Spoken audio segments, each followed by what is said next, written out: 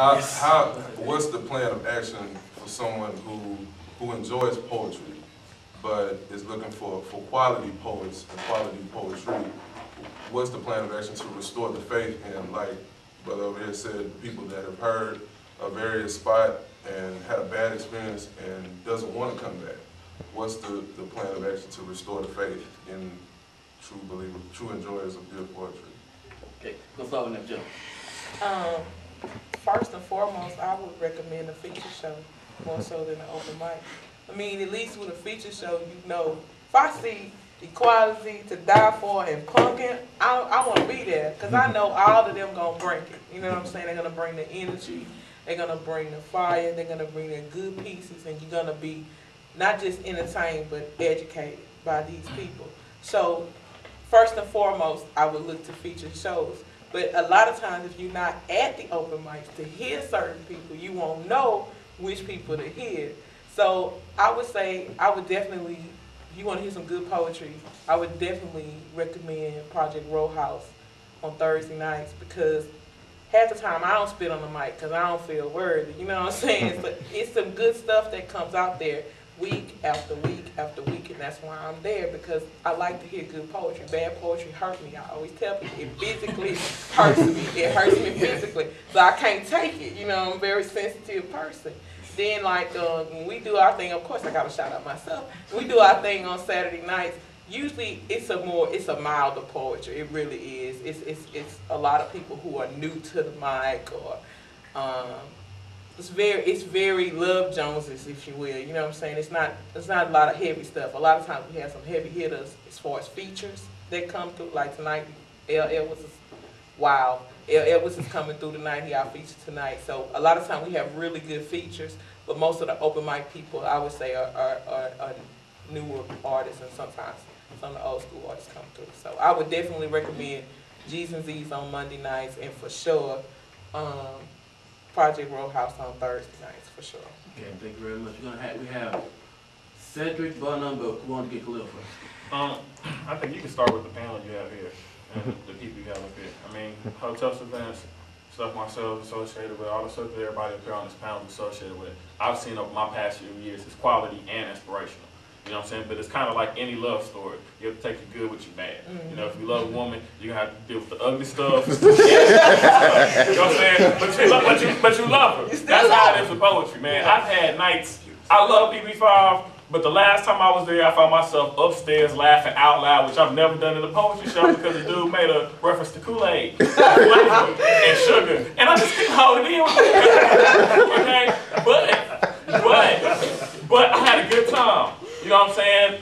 I had a good time, and what you'll find out is that hopefully the good memories you have and the good poems you hear counteract the horrible, really bad stuff that you will hear sometimes, and you will hear it, because some of these people are just expressing themselves, and sometimes it may not be the best poem, but that person has the best heart. You know what I'm saying? And that's a little bit of give and take on it. But you can start with PJ's website.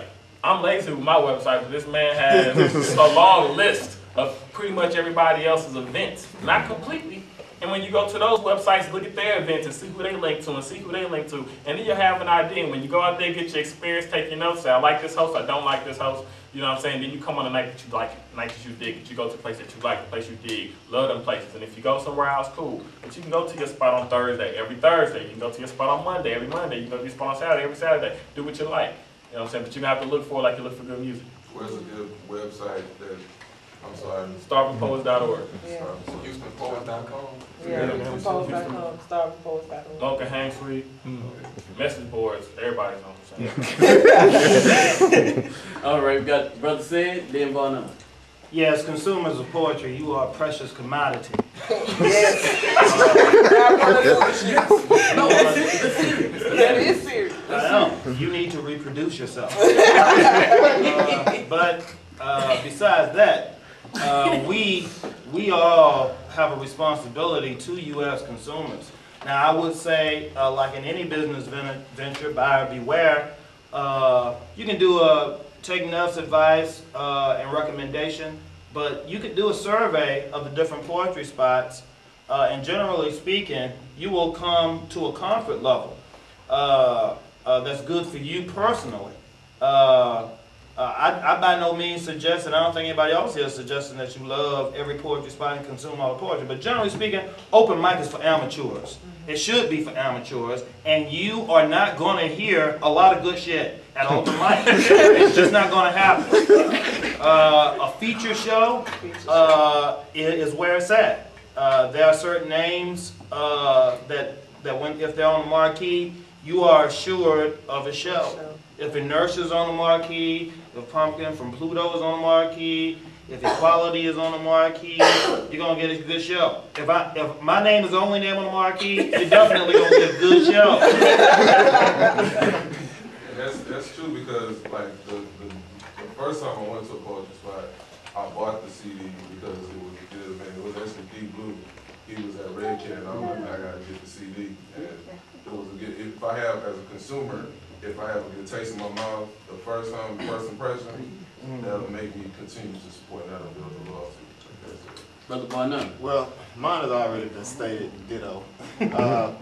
If you go to an open mic spot, you're gonna have to accept the good and the bad. Yeah. Even at the spot downtown, we go back and forth. I'm for open mic. I started on the open mic, so I'm gonna always be one that work and try to bless the open mic scene. Right. That's just where I come from. Right. So on that open mic set, there's gonna be some poets that bum, there's gonna be some poets that blaze. That's your environment. But if you're looking for a consistently good show again, they're right. The feature show is where it is. Okay. Red had a question? Yeah, well, actually, I have a comment and a question. My first place was here. When I went from U of H and came down here, my first place to ever do open mic was within, I guess, the same room. And I had what some people would say an experience with Craig Lindsay. When you hear certain things, and this is why I'm going to agree with him on censorship. When you hear certain things, it shouldn't be to where your ears are already trained to hear, oh, I want to hear this or I want to hear that. You expect that poetry, when it was devised and everything else, it wasn't devised for one sect and say, well, poetry is just black men. Because as you know, now everybody around the world does that. Now, it just so happens that in Houston, the majority of the poets are here now and around this area, the main poetry spots for us, if we see, are Southwest side and everything. So when you are hearing a particular type of poem, you're also hearing the atmosphere of that poet. With that poet growing up in Third Ward, that poet growing up in PV or wherever, he's going to bring that atmosphere with him. He's not going to bring a negative thing and say, well, this is what it is. Because to him, that may not be negative. That may be exactly what he wants you in order to put out to you. And for somebody in the audience to be, I say, judge, jury, and executioner to that person, to every other poet, and say, well, you know what, this poet did this. And then every other poet start jumping and say, man, well, you can't go over here. I'm all for critique. But at the same time, I'm all for expression. I've gone to Posano's, and I've had the 30 time thing done with Tasha Terry did me, paid my